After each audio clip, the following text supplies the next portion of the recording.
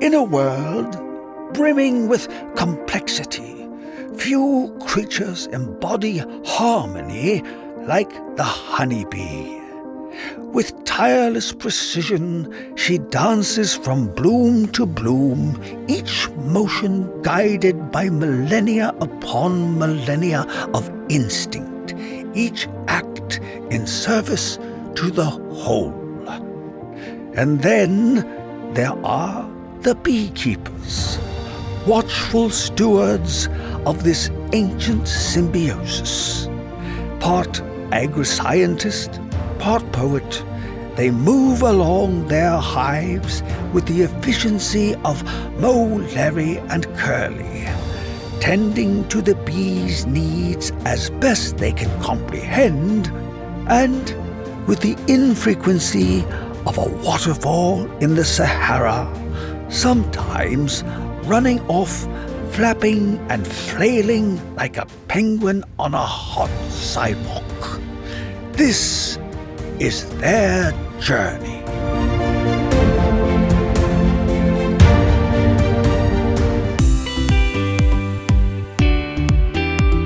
Welcome to Bee Love Beekeeping, presented by Man Lake.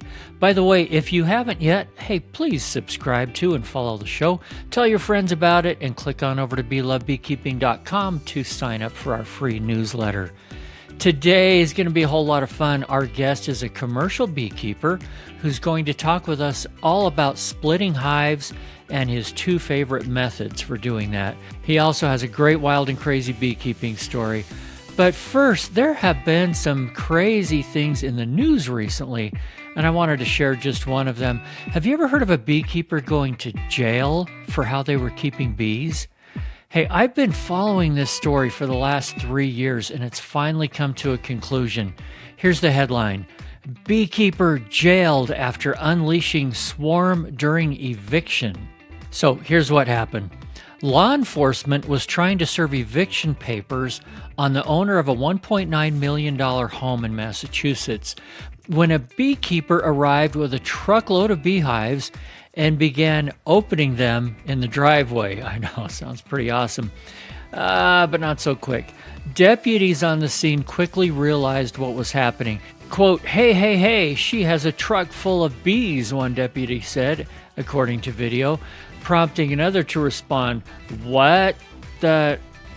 In a court affidavit, it turns out the beekeeper said that she intended to let the bees forage on the lovely flowering landscape, while maybe protesting the eviction at the same time. But as deputies attempted to intervene, hives were knocked over, releasing hundreds, thousands of bees that repeatedly stung officers and sheriff staff. One person was even hospitalized. Others suffered stings to the face and head. Prosecutors said the bees were effectively used as a weapon. A jury agreed, convicting the woman of multiple misdemeanor counts, including assault and reckless conduct, while acquitting her of some more serious felony charges. She was sentenced to 6 months in county jail, though her lawyer said she had already spent months in custody and would likely serve only a short remaining term. The sheriff said, "This is unlike anything our team has ever experienced." The woman's lawyer said she had been trying to stop the eviction of a friend undergoing cancer treatment, describing her actions as driven by concern over, quote, the humiliation and devastation of going through an eviction. During the confrontation, deputies ultimately tackled and arrested her as bees swarmed the property. Officials said the incident endangered both law enforcement and nearby residents, noting that thousands of bees had also died during the chaos. All right, we're not here to condone or condemn what happened, but you should know this. Your bees can be considered a weapon, and you are responsible for them. So be smart and be responsible. I'd like to welcome to the show today Seth Homer, who's coming to us from Utah. And good morning, Seth. How are you? Good morning. I'm doing wonderful. Thank you. Have you ever been on one of these crazy podcasts before? You know, this is a first, so I'm a little nervous, but a little excited at the same time. So hopefully I don't miss. I'll tell you something that will help your nerves, and that is you know 10 times more about beekeeping than the host here does. So Well, I don't know about that. There's things you probably know that I don't know as well. So we're just here to have a good chat, and you guys do some really great social media and email and stuff, and had recently posted some step-by-step things about splitting hives, and it's that time of the year. We're recording here at the very end of April 2026. This will be coming out probably mid-May. And so I thought, you know, this is a topic we ought to just really jump into and take as deep a dive as we can. So you're going to be on the spot for a bunch of that, Seth. Before we do, I'd love to hear a little bit about your family business and how you became a part of it. Where did beekeeping start with? Because I don't think you're multi generational, you know, like 100-year beekeepers. no, we're not. It all started with my dad. I want to say 13 years ago or so. My dad was just a hobbyist. He just wanted to get into bees. He was a garden. He's in a gardening class and kind of overheard a conversation about bees, and so it kind of piqued his interest. And he realized that he had some a lack of the buzz, the sound in his cherry tree, and so it kind of piqued his radars. Antennas started going off, and anyway, so he got a hive, and he kind of just learned like everybody else back then. YouTube was just starting, and so there wasn't a lot of information. A lot of people he was watching knew just about as much as he did. There were a few beekeepers like David Burns, who kind of was his little mentor, I guess, if you will. Anyway, so he just kind of grew from one hive and split the next year and grew, and every year he just split and grew a little bit more.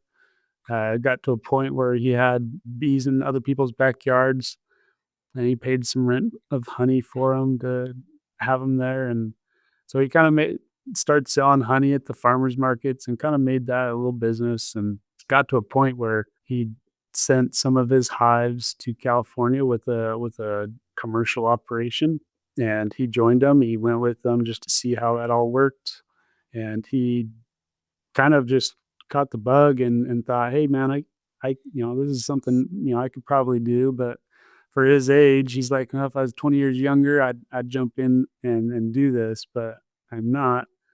And so that's when he approached me with it. I honestly didn't really know a lot about bees. I didn't know about that world. It was totally new, but it was something interesting, and I thought I'd give it a go, and so we went up and I spent a lot of time with this commercial operation just to kind of get my hands dirty and be in that environment and try to understand how things worked. And it was just super fascinating. I just fell in love with it, and from there, I just I wanted to do that and be a part of that, whatever that was. And so bought a couple hundred hives together. We made our first splits, and we there's a lot of trials, lots of failures, and obviously there's a big learning curve, especially starting with that many hives to get going. But it was lots of fun, and I wouldn't trade it for anything. That's kind of how we started. My dad, he was really big on teaching and kind of sharing his.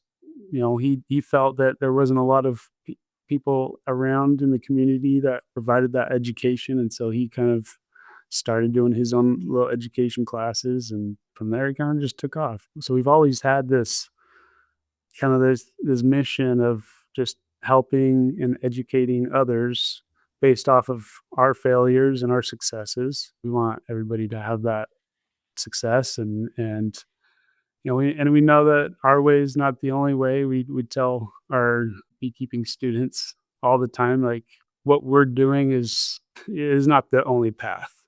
There's so many different ways to keep bees, but there's a handful of fundamentals and principles that are the same.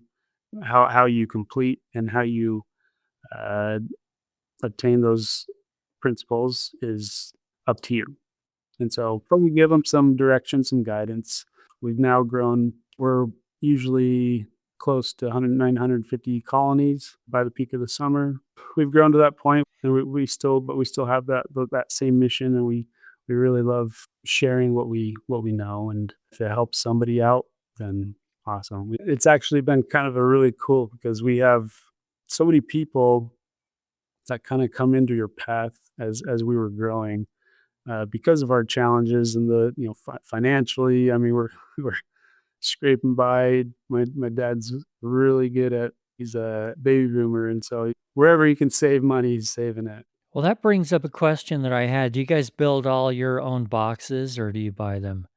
When we first started, we would buy them pre-cut, and I would sit in my garage during the off season, and I would just be out there, get my music going, pounding away, nailing the and gluing the boxes and all the frames, and my garage would just be stacked full of boxes and frames, and we would wait until we'd try to get orders from our customers and wait until the temperatures were right. And once we hit, above 50 degrees, we'd go out and stack our boxes out in the driveway, and we'd paint the tower of boxes, and it felt like we're always a step behind. We're always playing catch up. The weather sometimes, was made it challenging, but at the same time, it made it a fun journey. Something to look back on and be like, that was crazy that we were able to do all that, but we did it. Yeah, that's awesome. And it seems like, and just from my kind of outside perspective, some commercial beekeepers, they've got like 10,000 hives. Okay. And so they're taking them out to pollination, they're doing their splits, they're doing all that stuff. And you guys are doing those things too, but you also have a good online presence and you have a store and you're making things like soap. I just bought some the other day and salves and all that kind of stuff. And your sharing of knowledge, you really do. And that's one great thing about beekeepers in general. But you guys really live it. I noticed on your website, I'm looking at it on my other computer over here. You've got a whole blog post about mite testing, and you've got a recipe for syrup and for what is this other thing? Honeybee health recipe. What's that? Honeybee healthy. It's a feeding stimulant, makes the syrup a little more palatable for the bees, tracks them for spring buildup. So anyway, you're sharing a lot of stuff, and I appreciate it. But I don't want to take any more time on that. I want to jump right into splits. For those in the world that are in swarming season right now or are coming into it soon, let's talk about first swarm management because there are some people that are just saying, I'm a hobbyist. I've got my half dozen hives. I'm maxed out. I don't want more. I don't want to do splits, but I also don't want to lose a ton of bees to swarming. So, what advice do you have for people in that situation first? Well, I think the first thing is they need to try to figure out what their goals are. Where do they want to be? And one of the things that we mention and teach also in our classes is beekeeping is really expensive, and it can be really an expensive hobby. And so there's a few different things that you can do to help support and sustain your little apiary. One of those things is you could sell your own bees. So obviously, when you get to that point where you're just like, I'm done growing, I want to stay where I'm at, then you got to start making some choices. There's multiple things you can do. Like I said, you can pull splits, you can sell them. There's ways to manage your bees to keep them intact as far as giving them space to grow and build up into their colony, so you're not losing bees. That's a hard thing for me to take is letting their bees just swarm because they don't know what to do and they don't know how to manage that. I mean, they're free bees for somebody else, I guess, but it can cause problems for the neighbors. We've had our own problems when our first year anyway, we had to move them prematurely and we lost some swarms and we got into some neighboring homes and we had to deal with all that. So it can be problematic, but there are things that you can do to mitigate those swarms. and splitting them. And again, a hive is just when they're that state, when a hive gets congested, they want to swarm. And so And in general, it's a good thing. It's what bees do. You're not a bad beekeeper if your bees wanna go swarm. It's not, don't take it personally. They're they're not leaving you. They're doing what nature taught them to do, which is reproduce and make a whole 'nother colony. And yes, and it can be healthy for them. The brood break can be good for them and things like that. So, all right, let's talk about, I mean, there's a lot of different ways to do splits. What's your favorite way? my favorite way, honestly, with what we're doing, I love it's kind of a walk away split before we move our bees. And obviously this doesn't totally apply to all the hobbyists, but for me, I like the method where I actually will take your top box or second brood box, and I will put an empty box on the bottom, and I'll go through and I'll take all those frames from that top brood box, and I'll shake them down into the bottom box, and I'll do that with the whole second brood box. I know the queen's in the bottom, and I'll put a queen excluder down. And then I'll put that second brood box back onto the hive. Now I can just go through. I know the queen's in the bottom. I can just go through, and I can the bees will come back up through the queen excluder, get all populate that second brood nest, and now I can just pull that box, move it to another spot. And usually when I'm doing this, we're actually doing it right before we move our bees to a new yard, and so that way they haven't oriented themselves to one location. So I can just set that hive, down, and I can just move it right across from each other. I know I can just put a queen in, and they're good to go. I admit a pet peeve of mine is that it seems all beehives are white. Yeah, boring old white. And just when I get a pet peeve, Man Lake comes to the rescue with their new color collection. The vibrant new line of colorful beekeeping hive kits designed to turn your backyard into a buzzing work of art. Each kit comes completely assembled, ready to add to your bee yard, but with a big splash of personality. We're talking dandelion yellow, garden green, coneflower blue, and even bold wild rose pink. Because who says a beehive has to be plain old boring white? Imagine stepping into your bee yard and seeing a rainbow of thriving hives, each one buzzing with life, producing golden homegrown honey. And right now, Man Lake is offering podcast listeners 10% off color collection hive kits. Visit manlakeltd.com and use the code SHOWMETHECOLOR at checkout. That's manlakeltd.com, discount code SHOWMETHECOLOR. For me, that's a quick way. You don't really have to think about it. You don't have to know about where the queen's at. Obviously, I like to divide up the resources as much as possible. Well, you said you know the queen is in the bottom box. So you've got to figure that part out, at least. If I take everything and just shake them down to the bottom, Oh, okay. Every single bee, including the queen, so you know she's in the bottom. Do you care if there's queen cells in the top or the bottom? absolutely. Yeah, that's something. Usually, I like to do this before we get to that point, as much as possible. Obviously, some hives are a little bit quicker in their spring buildup, and so if I can catch them soon enough where they don't have queen cells, then that's ideal time. But regardless, I usually will crack the hive open, look underneath, smoke them so I can see if there's queen cells being built. If there are, then absolutely I'm going through every frame and making sure that I'm not splitting them with queen cells in the hive. Because if they get to that point that they have queen cells, sometimes you can't stop them. They're in motion of swarming regardless, and sometimes you still can lose them. And so you just got to be really thorough if you do see queen cells, unless you want them to raise a new queen cell or a new queen, then that's an option too. And as a commercial beekeeper, you probably feel like you don't really have time for that. No, Because if they're raising their own queen, how long of a brood break is there going to be? well, you're gonna the month that she's gone, and you got at least a month, 5 weeks, that you're not gonna have any new, broods capped. From her egg to laying, it's about 28 days, and then you got another 3 weeks until her new offspring, her brood, starts hatching out, so you got a little while until you got some new ones coming in.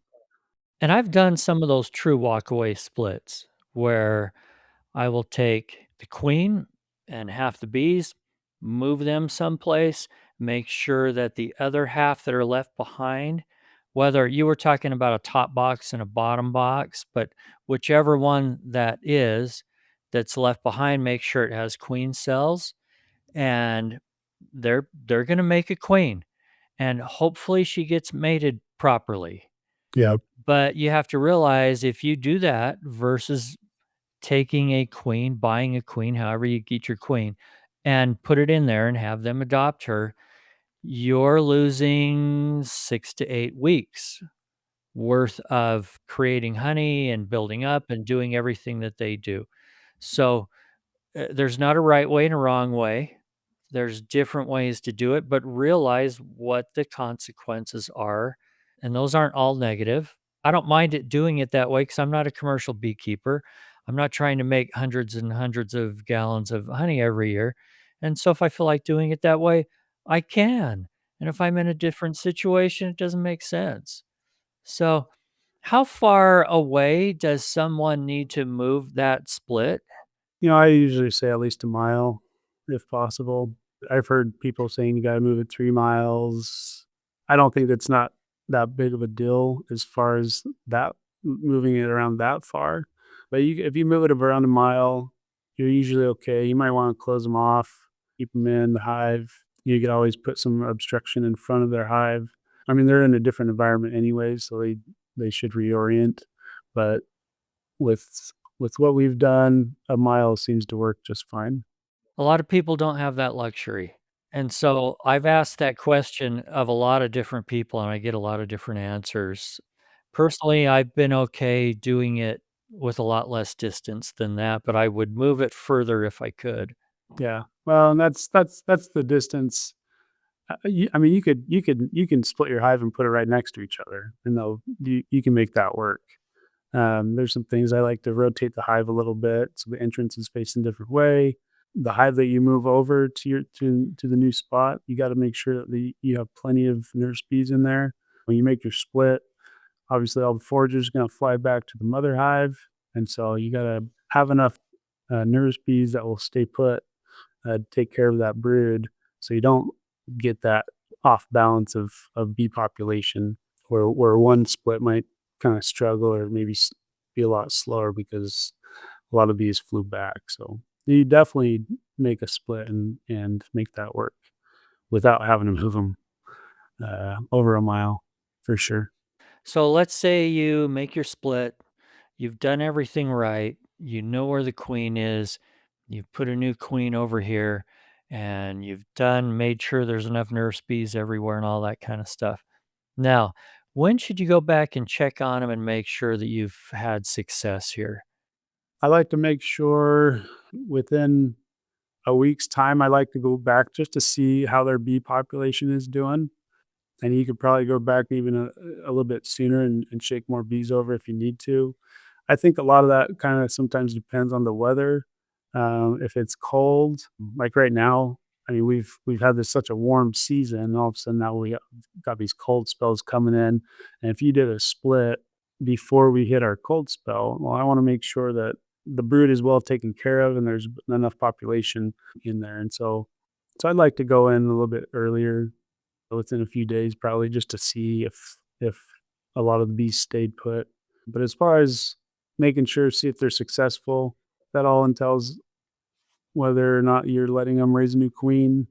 If you just put in a new queen, a caged queen, well, I want to get in there a little bit earlier, make sure the queen was released. I want to make sure she's laying within a week's time. So there's not that loss of period. If something happens, and a lot of beekeepers tend to some like when you're doing something new like this, when you're doing a split or anything in your hive, it's important to get back and make sure things work out sooner than later. It's really hard to recover from, for example, a bee package. When people introduce a bee package, they tend to sometimes they wait a little too long to go in and check to see if their queen got out or she's laying, and then 2 weeks passed and nothing happened or something, her queen died or whatever it is, and you just lost all that time, that buildup of in that hive. So same thing with the split. We want to make sure things are going right. If we're raising a queen, well, then we need to make a little calendar of how much time it's going to take for that queen. It's capped, and so I know from her being capped, I got 8 days or so until she's hatching, and then I know 2 weeks, within 14, 16 days after that, she's laying eggs, and so you kind of keep track. I like to make sure you write things down. So if you do have questions, well, you can ask somebody, but you got to have somewhere to fall back on and give them some information so you can make a get educated guess on what's going on in the hive. That keeping track, I admit I'm not very good at it, but I know how important it is because those things that you just described of going from a capped queen cell to the timing of her hatching, getting mated, coming back and laying eggs.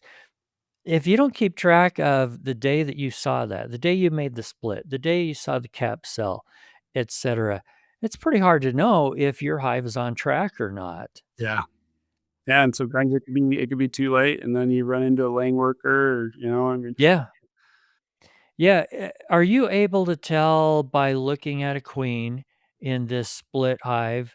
Let's say it was a true walkaway split, and like we've been talking about, they're raising their own queen. Are you able to tell if that queen is a virgin or a mated queen?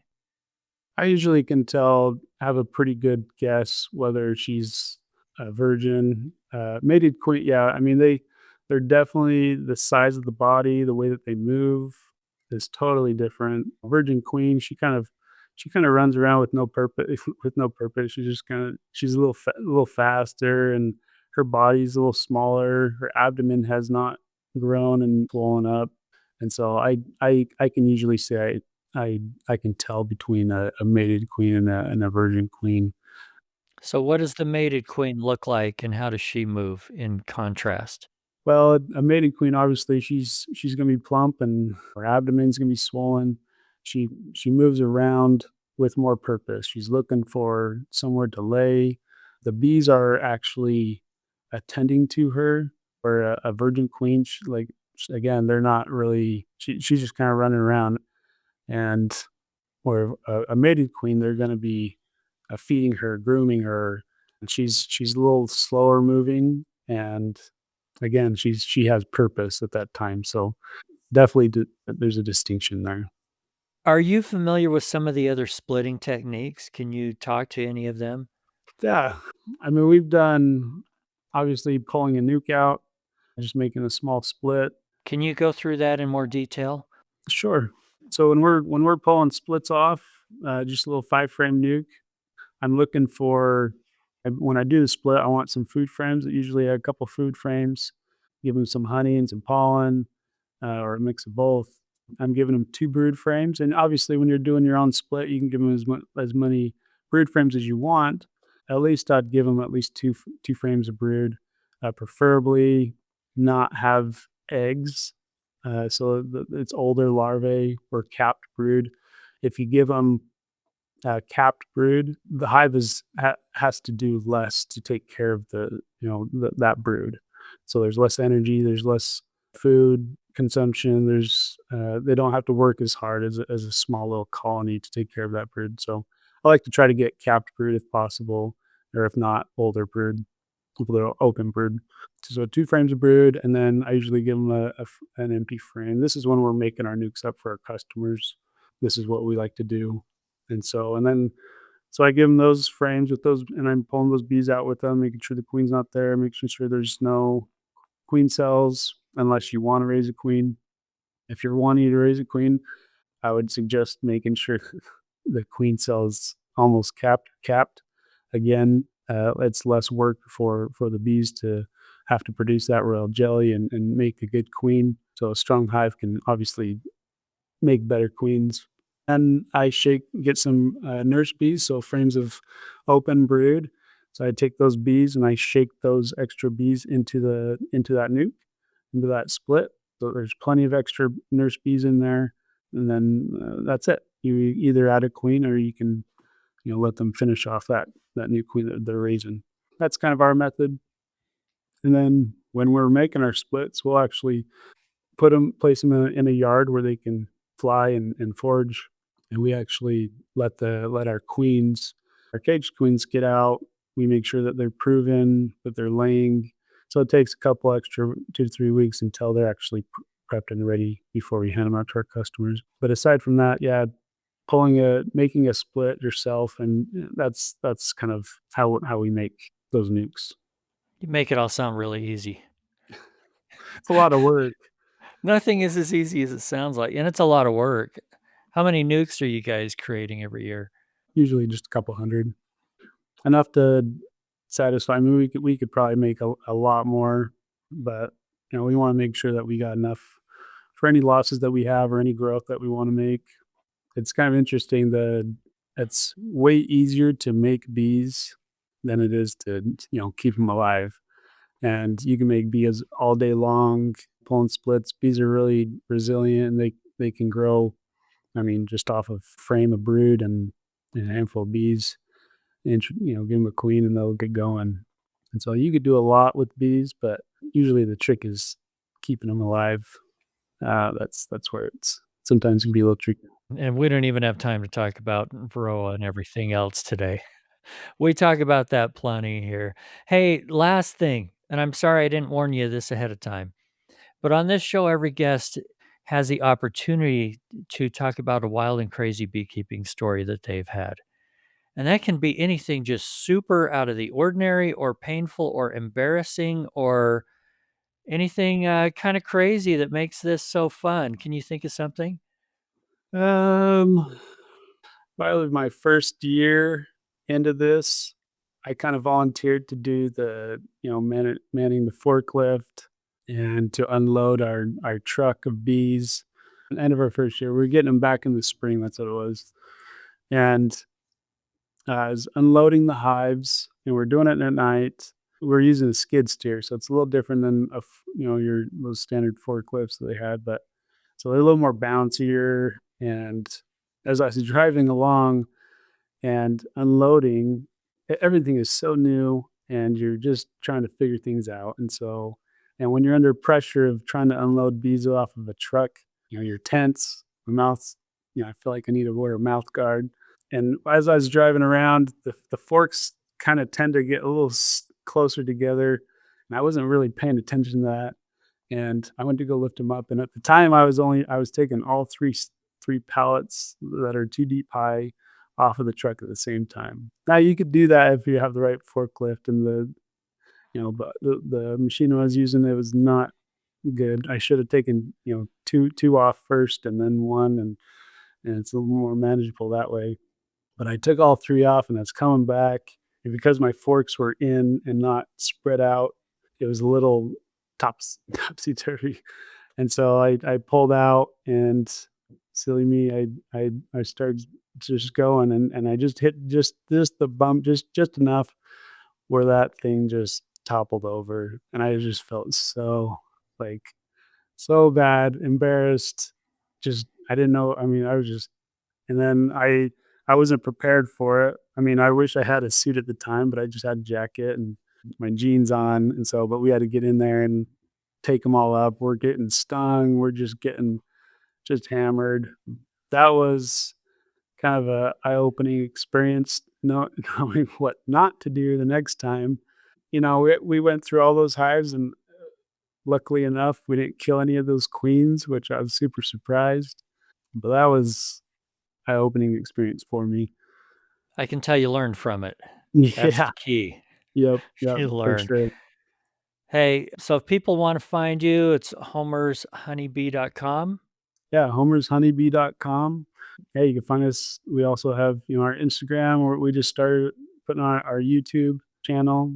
And we're also doing a bunch of series. Like we're doing more of this swarm series that's coming up. And so more videos to come. Obviously, like I said before, we love educating. We love making this content to help whoever it might help. All right. Appreciate you being with me today, Seth. Yeah, thanks for having me on. Thanks, Eric. Thanks again for joining us on Bee Love Beekeeping, presented by Man Lake. Another big thank you goes to Vita Bee Health for their support. Vita's Varroa control range of products includes Apistan, Epigard, and now Varoxan extended release oxalic acid strips. Hey, thanks a lot, guys. And if you haven't yet, please subscribe to and follow the show, tell your friends about it, and click on over to beelovebeekeeping.com to sign up for our free newsletter. If you have a guest suggestion or topic you'd like discussed on the show, shoot me an email, eric@beelovebeekeeping.com. And remember, if you're not just in it for the honey or the money, you're in it for the love. See you next week.